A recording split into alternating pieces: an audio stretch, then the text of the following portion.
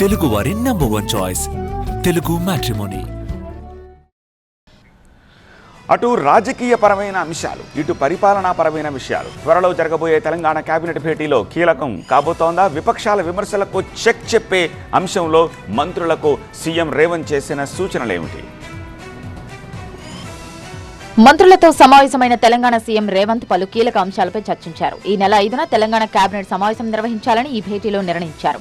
Integrated command control సెంటర్లో మంత్రులతో సమావేశమైన సీఎం రేవంత్ వివిధ అంశాలపై సమాలోచనలు జరిపారు. కాళేశ్వరంపై ఎన్డీఎస్ఏ ఇచ్చిన నివేదికను సమావేశంలో ఆమోదించాలని ఈ సమావేశంలో ఓ నిర్ణయానికి వచ్చారు. అదే సమయంలో ఎల్ఎన్టీపై చర్యలకు సిఫార్సు చేయనున్నారు. ఇక ఫోన్ ట్యాపింగ్ అంశంపైన ఇందులో చర్చించారు. మరోవైపు బనకచర్లపై ఏపీ ప్రభుత్వం తీరును నిరసించాలని ఈ భేటీలో నిర్ణయించారు. నీటి కేటాయింపుల విషయంలో రాజీ పడేది లేదని సీఎం రేవంత్ స్పష్టం చేశారు. కవిత అంశంపైన మంత్రుల సమావేశంలో చర్చ జరిగింది.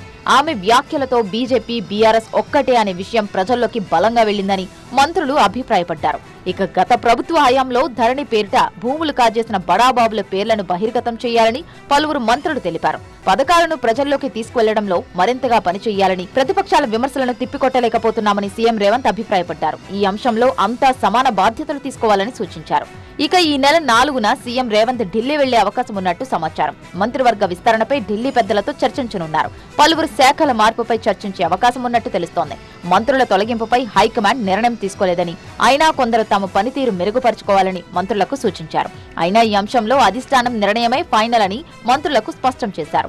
ఈ సమావేశంలోనే రాష్ట్ర అవతరణ వేడుకలు, ఇంద్రమ్మ ఇళ్లు, రెవెన్యూ సదస్సులు, వానాకాలం పంటల సాగు సన్నద్ధత, రాజీవ్ యువ వికాసం అంశాలపై మంత్రులు అందించిన నివేదికపై చర్చించారు. మే 29, 30 తేదీలలో పలు జిల్లాల్లో పర్యటించిన మంత్రులు ఈ 4 అంశాలపై అధికారులతో సమీక్షలు నిర్వహించారు.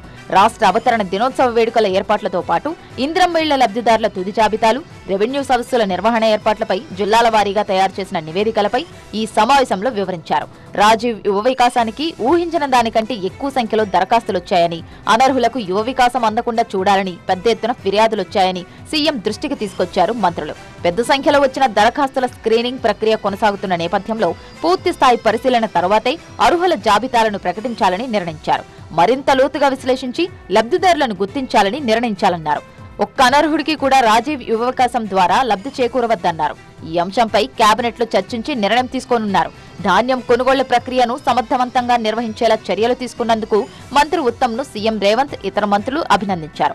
ఇక ఉద్యోగుల సమస్యలపై నియమించిన కమిటీకి సంబంధించి అధికారులు ఉప ముఖ్యమంత్రి బట్టి విక్రమార్కకు ఇప్పటికే నివేదిక అందించారు. ఆ నివేదికపై ఉప ముఖ్యమంత్రి బట్టి విక్రమార్క, సీఎం రేవంత్ మంత్రులకు వివరించారు. దీనిపై కేబినెట్ లో చర్చించి సమస్యల పరిష్కారంపై ఎలా ముందుకు వెళ్లాలో నిర్ణయం తీసుకోనున్నారు.